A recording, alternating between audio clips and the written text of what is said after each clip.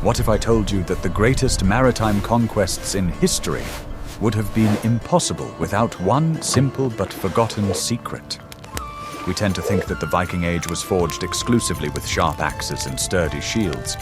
But the real battle for survival was fought not on the battlefield, but in dark storerooms. The northern wilderness was a ruthless enemy that tried to starve people to death every winter, turning food into poison or rot. These people had no refrigerators, no preservatives, and not even enough salt, which was valued as highly as silver in those days. They learned to cheat time, keeping meat and fish edible for years, using only wind, smoke, and the earth itself. This is a story about how rot was turned into a delicacy and dried cod into fuel for discovering new continents. Watch the video to the end, and you will learn how the Vikings managed to take food supplies with them for many months of sailing, without fearing that it would turn into deadly poison in the middle of the open ocean. What if everything you've been taught about salting food in ancient times has nothing to do with Scandinavia? We are used to seeing barrels filled to the brim with salted fish in historical films, but for an 8th century fjord dweller, this was an unaffordable luxury. Salt was produced on an industrial scale by evaporating seawater in the sun, which was critically scarce in the north. Transporting salt from the south was expensive, time-consuming, and dangerous, so it became a commodity of elite trade rather than everyday life. Ordinary people could not afford to simply take and sprinkle precious white crystals on meat. The Scandinavian peninsula has a huge coastline, but the salinity of the Baltic Sea is negligible compared to the ocean. Evaporating salt by boiling required a huge amount of firewood, which was needed to heat homes and build ships. The economy of survival dictated its own harsh rules, where each resource had its own strictly defined purpose. Wasting wood to obtain a handful of salt when the cold wind could be used completely free of charge was considered wasteful. It was the shortage of salt that prompted northern peoples to invent unique preservation methods that seem wild or even dangerous to us today. They were forced to seek allies among the forces of nature, turning to the power of frost and bacteria. It was a process of trial and error, where a mistake could cost an entire family their lives during the long winter. The lack of preservatives forced them to gain a deeper understanding of the processes taking place inside the product. Meat and fish without salt behave completely differently. They become vulnerable to any heat and moisture. The Vikings had to act quickly immediately after hunting an animal or catching fish. Any delay triggered decay processes that could not be stopped without chemicals. The entire community worked as a single mechanism during the harvesting period because their future depended on speed. They learned to sense the subtle differences between fermentation, which preserves the product, and decay, which kills it. This skill was passed down from generation to generation as sacred knowledge, more important than the ability to wield a sword. Food preservation masters were held in as high esteem in society as blacksmiths or shipbuilders. Their noses and eyes were the main tools of quality control in a world without laboratories. It is interesting to note that even wealthy lords who had access to imported salt often preferred traditional salt-free methods. The taste of unsalted dried meat or fermented fish was a symbol of home and loyalty to the traditions of their ancestors. Salted food was considered something foreign, exotic, and not always pleasant for the northern stomach. It was not just a necessity, but the formation of a unique gastronomic code of an entire civilization. Trade routes, of course, brought salt, but it was primarily used for export goods or for preserving delicacies for sale. The Vikings were pragmatic traders and understood that selling salted herring was more profitable than eating it themselves. They kept for themselves what the harsh nature of their land had provided. Domestic consumption was based on complete autonomy from external supplies. We often underestimate the influence of climate on culinary habits, but it was the cold that became the main preservative of the era. Long winters and low temperatures allowed for methods that were impossible in warm Europe. The environment itself suggested solutions that did not require complex technologies. The Vikings simply observed what happened to prey left out in the wind and drew conclusions. The realization that salt is not essential for survival changes our view of the history of food. It proves that human ingenuity can find a way out of any resource impasse. They created a food security system literally out of thin air and water, and this system worked smoothly for centuries. I'm very interested to hear your point of view. Do you think modern people could survive if all the salt and preservatives suddenly disappeared from the stores? Write about it in the comments. Don't forget to subscribe to the channel so you don't miss the next dive into history. Are you ready to learn the truth about how ordinary air turned fish into stone that could be stored for years? The most widespread and effective way to preserve the catch was to dry it in the icy wind, turning cod into what is known as stockfish. This did not require a single gram of salt, only the right temperature and constant movement of air masses. Northern Norway, especially the Lofoten Islands, became a veritable factory for the production of this strategic product. The process began immediately after the boats with the catch touched the shore so that the fish would not spoil.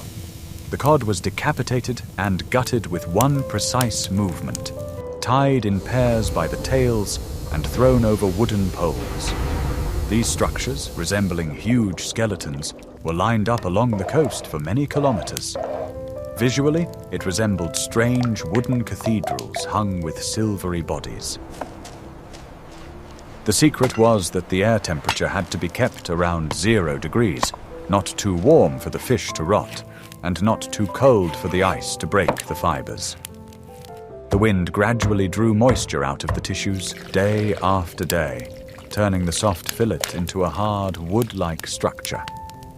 The fish lost up to 80% of its weight, but retained all its nutrients. This product was so hard that it could literally be used to hammer nails or as a club in a fight. Before consumption, such fish had to be beaten with a hammer for a long time to soften the fibers. It was a real protein concentrate, easy to transport and resistant to both heat and cold. Dried fish did not have a strong smell of rot. It smelled of the sea and pure protein. It could be stored in dry barns for years, creating an inviolable reserve in case of crop failure or war. It was stockfish that became the first currency of the North, willingly accepted in exchange for grain, fabrics, and iron in other countries. It was important to ensure that the fish did not touch each other, ensuring perfect air circulation around each carcass. Birds were a constant threat, so people often stood guard around the dryers or set up ingenious scarecrows. But the main enemy remained dampness. Prolonged rains could destroy tons of supplies in a couple of days. During the drying process, a specific bacterial flora formed on the fish, which also protected the product from spoilage. It was a natural fermentation process that took place very slowly and delicately. The taste of such fish was rich, oily, and very satisfying. For a Viking, a piece of dried cod in his pocket was the same as an energy bar is for a modern soldier. It could be eaten on the go, standing at the helm of a drakkar, or soaked in water to make soup. It was the ideal food for people whose lives were spent in motion and struggle. The drying technology has not changed in 1,000 years, and today in Scandinavia you can see the same wooden structures. It is a living monument to the Viking era, which still feeds people and generates income. The ingenious simplicity of this method has proven its effectiveness over the centuries. In the next chapter, you will learn how the Vikings used another element, fire, to preserve meat, and why this method was dangerous to health. How do you think the taste of that fish differed from modern dried snacks? Want to learn a secret that will change your life, or at least your perception of the comfort of ancient dwellings? The Viking longhouse was not just a place to sleep. It was a giant smokehouse operating around the clock.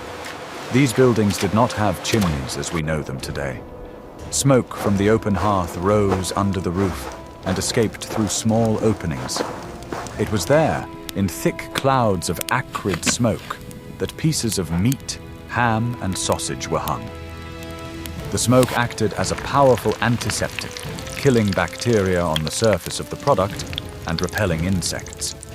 The phenols contained in the smoke created a protective film that prevented the meat from spoiling for many months.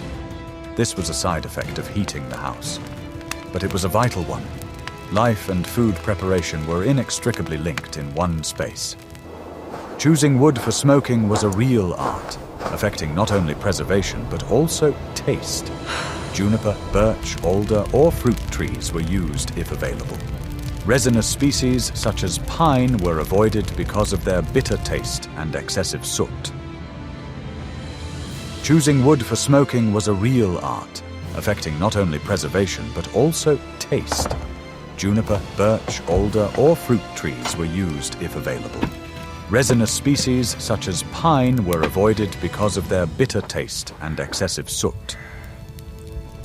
There were two main methods, cold and hot smoking, depending on the height at which the product was hung. Meat hung high under the roof, ridge was smoked slowly in cold smoke, losing moisture and acquiring a dense structure. Such meat could be stored for an incredibly long time, becoming hard and dark like old wood. Products placed lower, closer to the fire, underwent hot processing, baking in the heat and smoke at the same time. This meat was softer and tastier, but did not keep as long, so it was eaten first. The skill of the hostess lay in moving the pieces from one level to another at the right time. Constant exposure to smoke-filled rooms affected people's health, with their lungs and eyes suffering from soot. Archaeologists find traces of this impact on the remains of people from that era. But this was the price they paid for being able to survive the winter with a supply of high-calorie food. Smoked meat had a specific, very pungent aroma that permeated everything around it. Clothes, hair, utensils. For people of that era, the smell of smoke was the smell of security, satiety, and home warmth. It was the aroma of survival, impossible to confuse with anything else. In addition to meat, cheese, fish, and even some vegetables were smoked in an attempt to extend their shelf life. Experiments with smoke allowed for the creation of complex flavor combinations. Often, before smoking, meat was rubbed with herbs or garlic to enhance the antiseptic effect. The smokehouse was the heart of the home, around which the entire life of the family and clan revolved. In the evenings, sitting by the fire, people looked at the hams hanging from the beams and felt confident about tomorrow. These were their investments in the future, hanging right above their heads. Smoking remains one of the most popular methods of food preservation today, although we do it more for the taste. But for the Vikings, taste was just a pleasant bonus to the main goal, not to die of hunger. Don't forget to like if you enjoy learning about the daily life of ancient peoples. What if I told you that sour milk was the main thing that saved meat from rotting? The Vikings were cattle breeders, and dairy products played a huge role in their diet. The production of cheese and butter left behind a large amount of whey, a cloudy, sour liquid. Instead of pouring it out, they turned whey into a powerful liquid preservative. Whey contains lactic acid, which creates an environment that is hostile to harmful decay bacteria. It was a kind of natural vinegar, only milder and available on any farm where there were cows or sheep. Huge wooden vats were filled with this acid, and pieces of cooked or raw meat were immersed in it. Meat in whey could be stored for over a year without losing its nutritional value and remaining relatively soft. It did not dry out like it did in the wind, nor did it become tough like it did when heavily smoked. The product was infused with a sour taste that became familiar and beloved by the inhabitants of the north. This method was called sour marinating and was especially popular in Iceland and Norway. Often, different types of meat were placed in one barrel: lamb, horse meat, beef, and even offal. Over time, the flavors blended, creating a complex gastronomic bouquet. The acid softened the tough fibers of old meat, making it easier to chew. This was important because dental problems were common, and tough food could be a serious challenge. The whey essentially cooked the meat without heat, making it tender. It was important to monitor the acid concentration and regularly check the barrels to prevent mold from forming on the surface. Special wooden circles with weights kept the meat completely submerged in the liquid.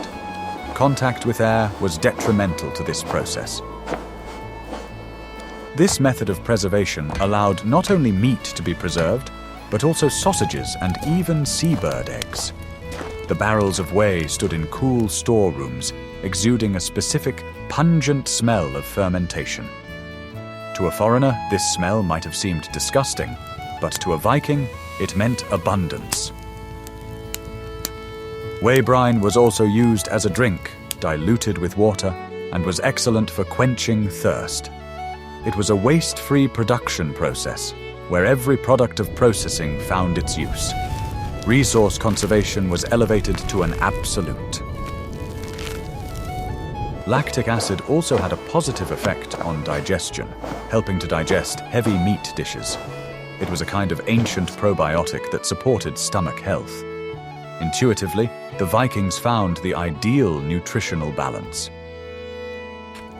The method of preservation in whey is a forgotten technology that demonstrates a deep understanding of food chemistry. It was a simple, cheap, and effective alternative to salt. In the next chapter, you will learn what the Vikings did with foods that could not be dried or smoked, but had to be literally buried. Fermentation, or more simply, controlled fermentation, was a method for the most daring and experienced. Some types of fish, such as the Greenland shark, were poisonous when fresh due to their high urea content. To make them edible, the Vikings used the earth itself as a chemical reactor. The shark carcass was cut up, the head and entrails removed, and then buried in a shallow pit with gravel and sand. Heavy stones were placed on top to squeeze the poisonous juices out of the meat. The fish remained in this state for several weeks to several months, depending on the season. Complex biochemical processes took place inside the earthen chamber. The meat actually began to decompose, but in a special way. Bacteria processed toxins, changed the structure of proteins, and turned the poison into a safe, albeit smelly, product. It was a dangerous game that required precise knowledge of timing and conditions. After being removed from the ground, the meat was dried in the wind for several more months to complete the process. The resulting product had a monstrous ammonia smell, capable of knocking an unprepared person off their feet. But for the Vikings, it was a delicacy and an important source of calories. This method was used not only for shark, but also for common fish such as herring and trout. The fish was lightly salted, if salt was available, or simply packed tightly into barrels or pits, allowing it to ferment in its own juices. This is how the prototypes of modern surströmming and rackfisk were born. Fermented fish had an oily, delicate texture reminiscent of soft cheese. It did not require cooking over a fire and was eaten cold with bread or flatbread. This saved firewood and time, which was important when traveling or wintering. Such food was rich in beneficial bacteria and vitamins, which were so lacking in winter. Despite the repulsive smell, the taste was rich and savory, umami, which added variety to the bland diet. People got used to this taste from early childhood. The danger of botulism always existed, and cases of poisoning certainly occurred, but the experience of their ancestors taught them how to distinguish good rot from deadly rot. Smell, color, and consistency were the main markers of safety. This method allowed huge amounts of catch to be processed in a short time without the need for complex structures. The earth did all the work itself. All that was needed was to wait. It was a passive method of preparation, freeing up hands for other tasks.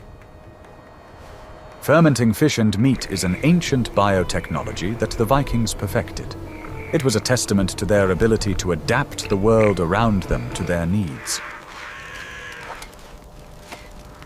What if I showed you a real natural time machine that can keep food fresh not just for years, but for millennia?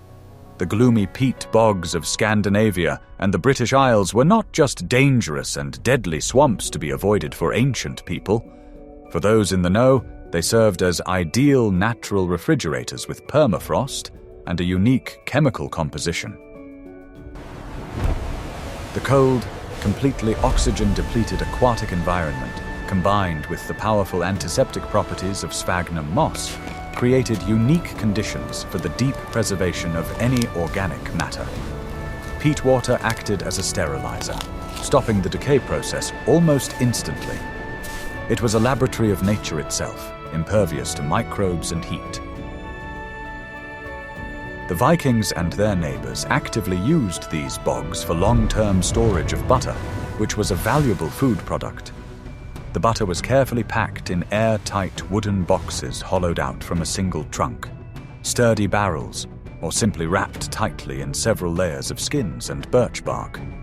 This packaging protected the product from direct contact with dirt, but allowed cold and preservatives to pass through.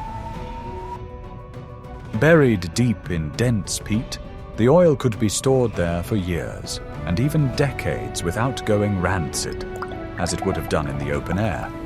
It only changed its chemical properties and consistency, turning into something new. Over time, it acquired a solid, waxy structure similar to paraffin and a specific, complex, earthy taste. Such aged bog oil was incredibly highly valued in the society of that time and was rightly considered an elite delicacy for chiefs. It was often stored in the bog not only as a strategic reserve in case of famine, but also as an expensive offering to the harsh northern gods, hoping for their mercy and protection. By sacrificing calorie-rich fat to the earth, people asked for good luck in their campaigns in return. Archaeologists still regularly find these ancient caches, and surprisingly, the oil in them still retains its fatty structure after hundreds and even thousands of years. There have been cases when local residents who found such barrels even tasted their contents, noting that the product remained edible, albeit strange in taste. This is the best proof of the effectiveness of ancient technologies. The loss of such a food cache was a real tragedy for a family, condemning it to starvation. But sometimes such treasures were left in the ground intentionally, as a long-term contribution to future descendants, or for a rainy day that could come a generation later. It was a kind of bank deposit box with food, the shelf life of which was unlimited. The taste of the products extracted from the bog, of course, changed dramatically, absorbing the aromas of peat, smoke, and moisture. The butter became more tart, sharp, and piquant, reminiscent of aged, expensive blue cheese. To an unaccustomed person, it might have seemed spoiled, but to a Viking, it was the taste of reliability. At the same time, the product remained a powerful nutritional source of pure energy necessary for survival. In the harsh conditions of the polar cold, animal fat was absolutely necessary to maintain body heat and brain function. The aesthetics of taste gave way to the physiological need for calories. However, using swamps as storage areas required extreme caution and knowledge of the terrain, as treacherous quagmires could easily swallow the unwary forever. Knowing safe paths, gates, and places suitable for hiding food was an essential part of survival skills. A mistake in storing food could cost a person their life. In the minds of ancient people, swamps were both sacred and utilitarian, serving as a border between worlds.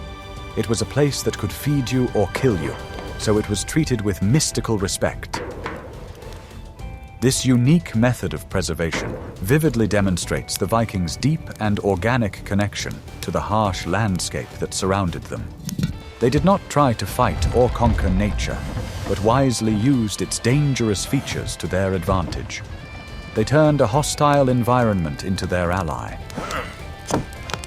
The cold, wet, and acidic earth became a faithful guardian of their lives and well-being. The Vikings understood that it was better to entrust their treasures to the bog than to unreliable wooden barns, which could burn down or be looted by enemies. In some remote regions of Scotland and Ireland, the tradition of preserving food in peat persisted for a very long time, right up until modern times. This gave local food a unique regional character and taste that could not be replicated elsewhere. The bog became an integral part of their culinary identity. In the next chapter, you will learn how thrifty Vikings recycled animal blood so as not to waste a single drop of this precious life force. Do you think you would dare to try butter that has been lying in damp earth for several hundred years?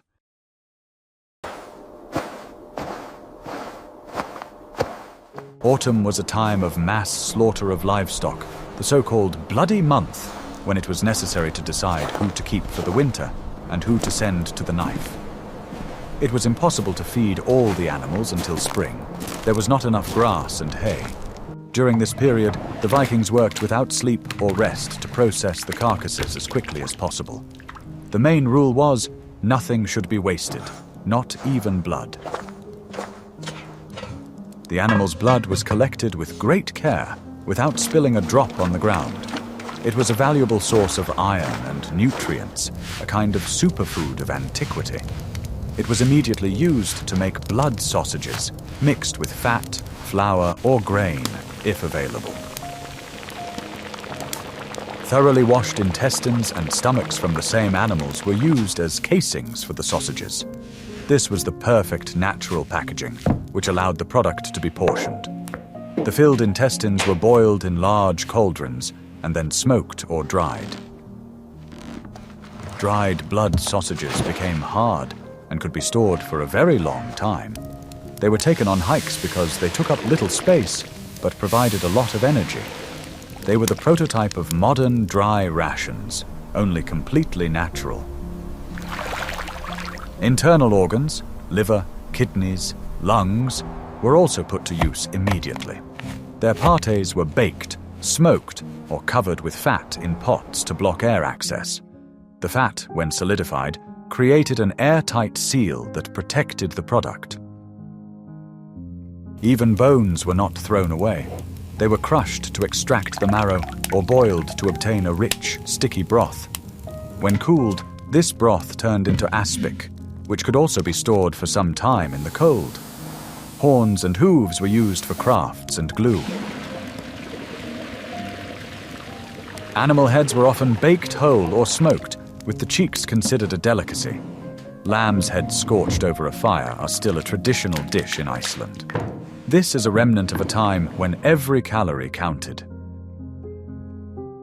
This approach fostered respect for the animal sacrifice.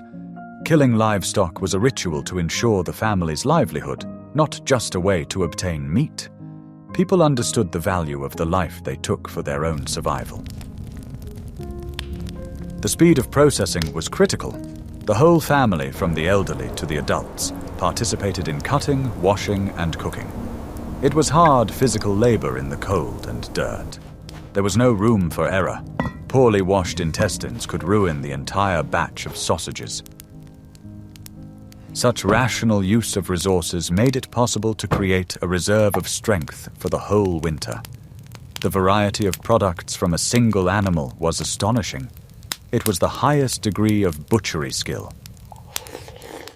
Preserving food with salt or drying was only half the battle in the struggle for survival.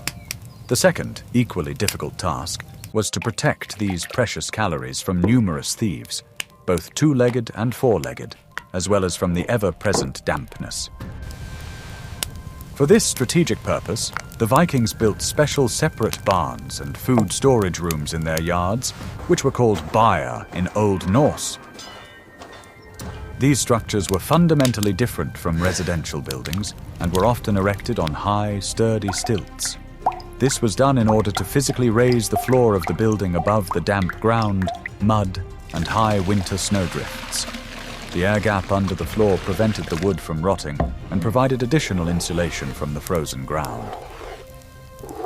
Inside, heavy smoked hams, bundles of dried fish, homemade sausages, and linen bags of selected grain hung in endless rows from the ceiling beams.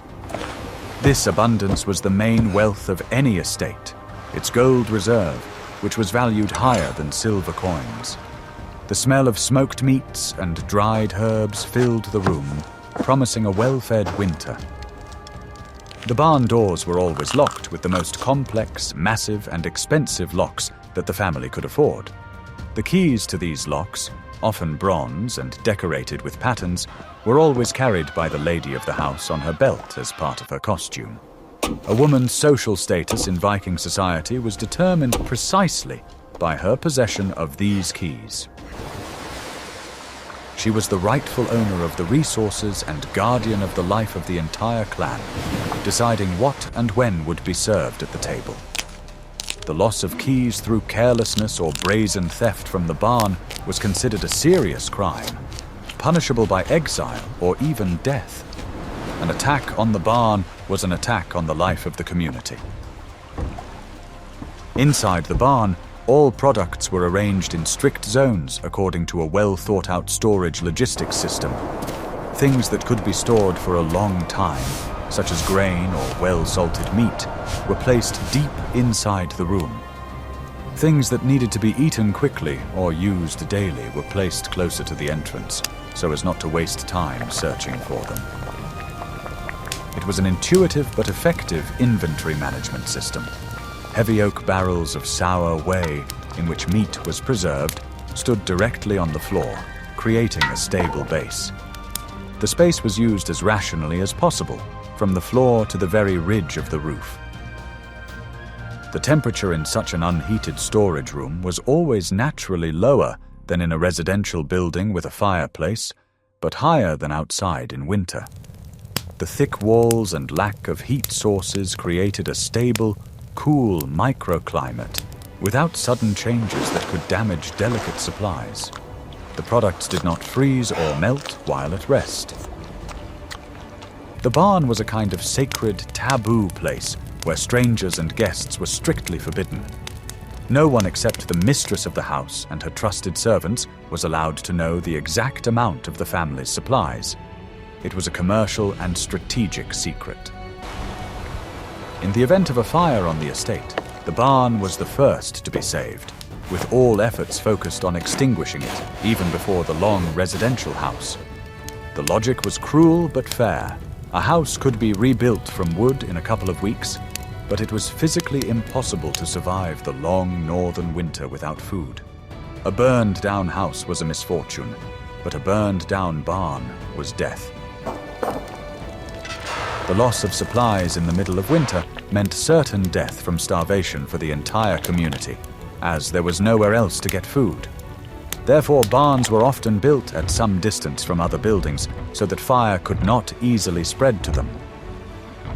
The roofs of such storage facilities were usually covered with a thick, multi-layered layer of turf and birch bark. Birch bark provided excellent waterproofing, not letting a single drop of rain through, and a thick layer of earth with grass acted as a powerful insulator. In summer, it was refreshingly cool inside, like in a cellar, and in winter, the room did not freeze through. It was, in essence, an ancient thermos the size of a house, utilizing the properties of natural materials. The turf also absorbed moisture from the air, helping to maintain the desired level of humidity. Construction techniques had been refined over centuries.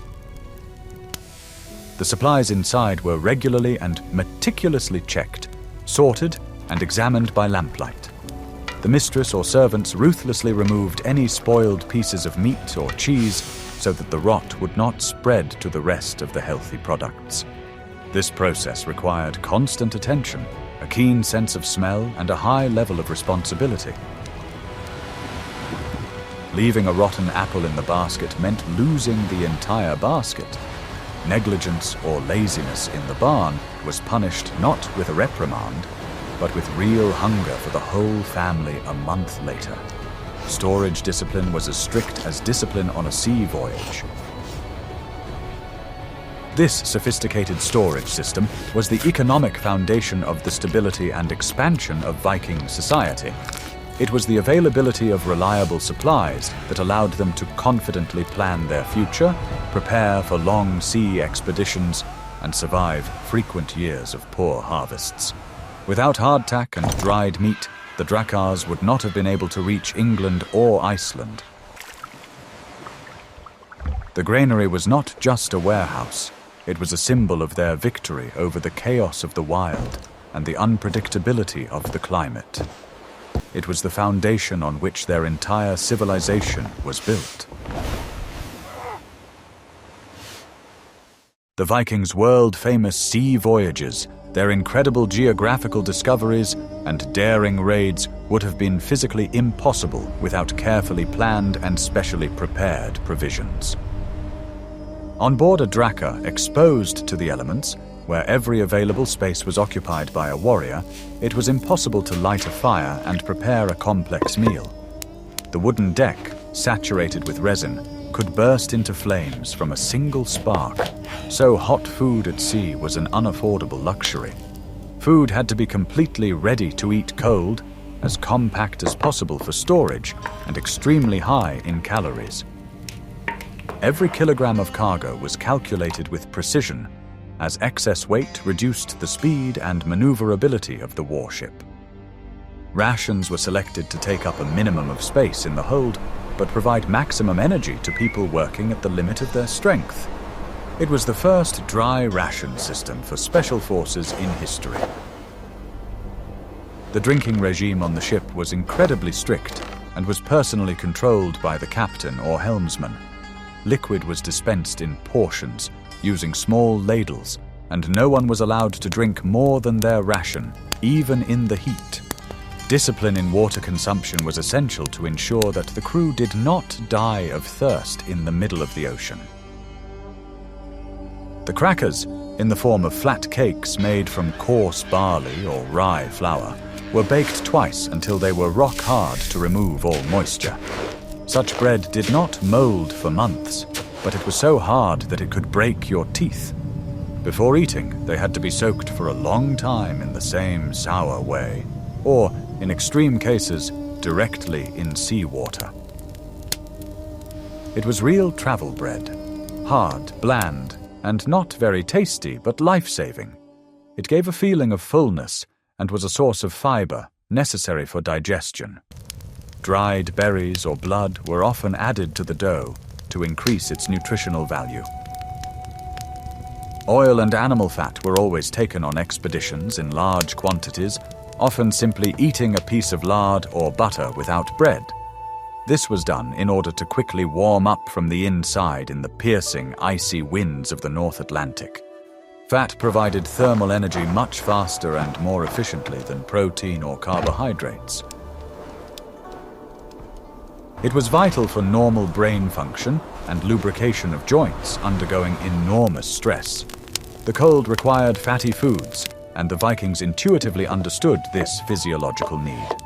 Refusing to eat fat at sea could lead to rapid hypothermia and death. The prolonged absence of hot food during many weeks of sailing severely undermined the morale of even the most hardened warriors. Therefore, during any landing on a safe shore, even a brief one, the crew's first task was to build a fire and cook hot soup. A large iron cauldron was the most important and carefully guarded piece of equipment on any ship. The communal cauldron, around which frozen people gathered, united the crew and restored a sense of home and comfort. Hot food, whether porridge or meat stew, acted as a powerful antidepressant, relieving tension after a storm. It was a ritual that turned the crew into a family. On long colonial voyages, for example, to the shores of Iceland or Greenland, live livestock was taken on board. Sheep, goats, and chickens sailed alongside the people, sharing with them all the hardships of storms and cramped quarters. They were carried for two purposes: to be slaughtered en route in case of famine, or to breed a herd in the new settlement. It was a kind of mobile and self-reproducing supply of fresh meat and milk. The animals suffered from the rocking of the ship no less than the people, and caring for them on the slippery deck required great effort. But the presence of a live cow on board inspired hope for a successful future. The ability to pack provisions correctly and securely so that they did not get wet from splashes and did not shift the ship's center of gravity when it rocked was a high art of the helmsman.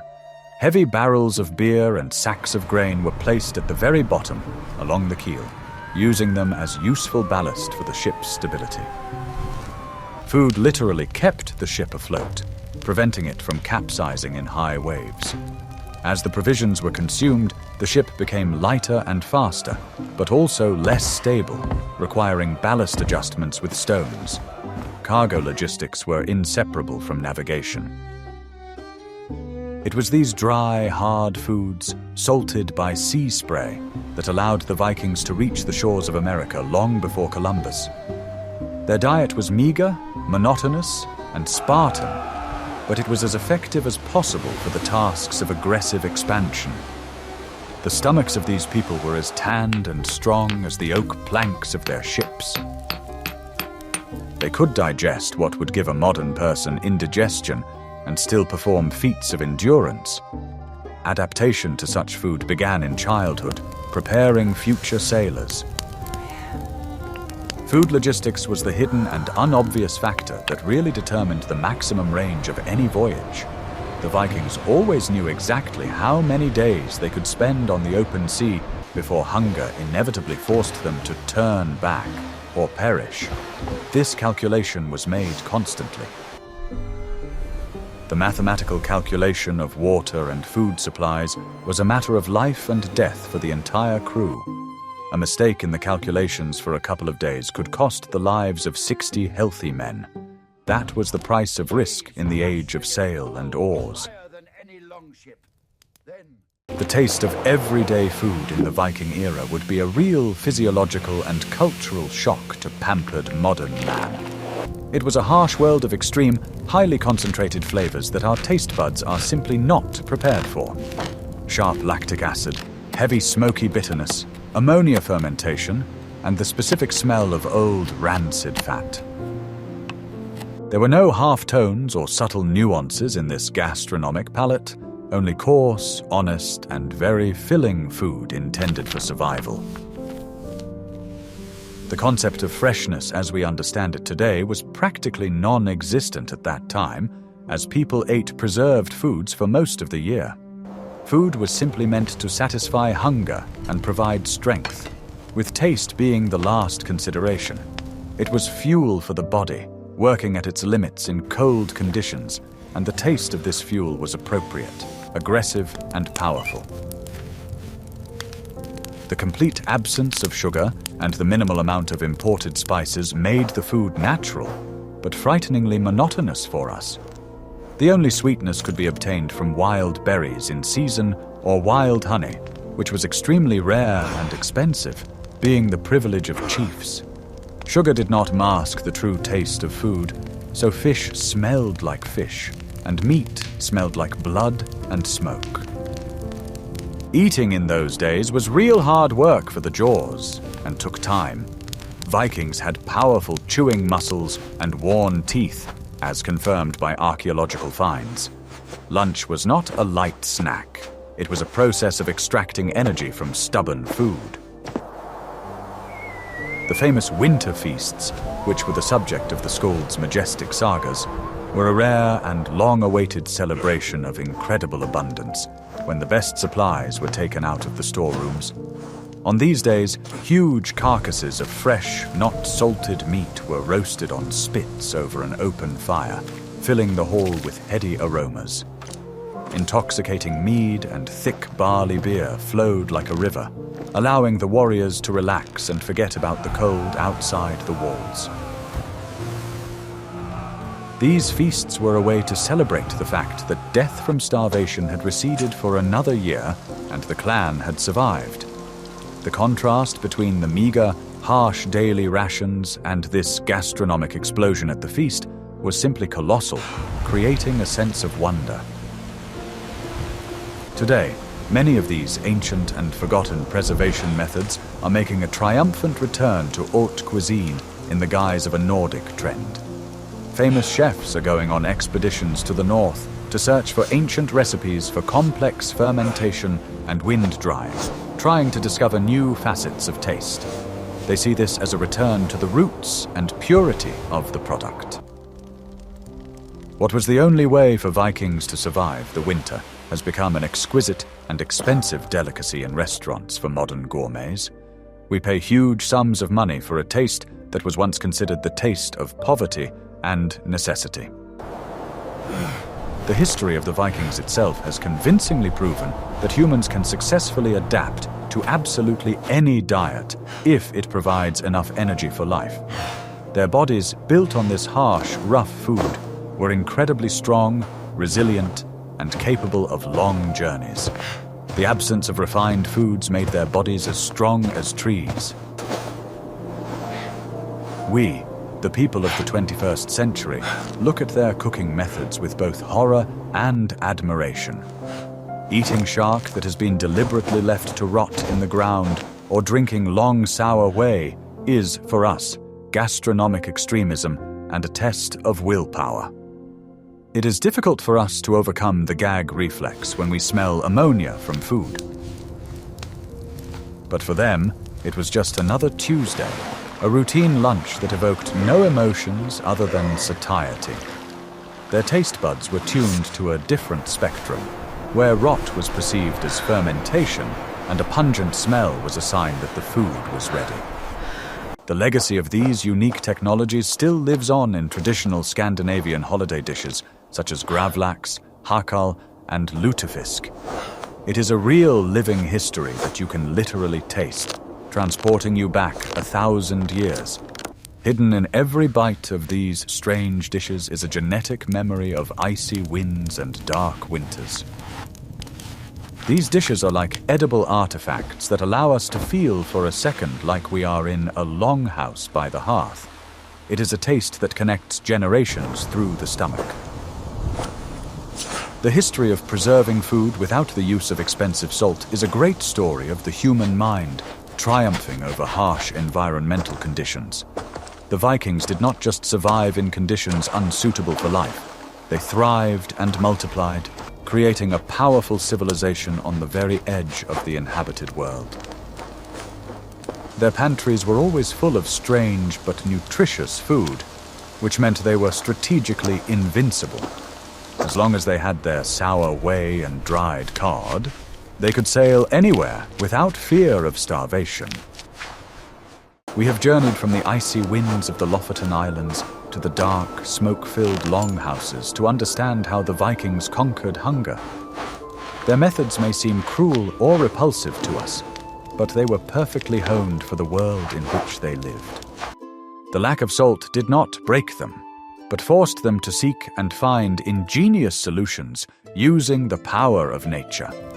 Drying, smoking, acid, and earth became their main allies in the struggle for life. This knowledge allowed them not only to survive, but also to open new horizons and build kingdoms. Check your bindings. Which of these ancient preservation methods do you find the most insane, or conversely, the most ingenious? Would you dare to try meat that has been lying in sour whey for a whole year? Or would you prefer stone fish from the cold wind? Write your opinion in the comments and be sure to subscribe to the channel so you don't miss new journeys into the past. And here we have the finest hakal. Be brave now. Oh, wow.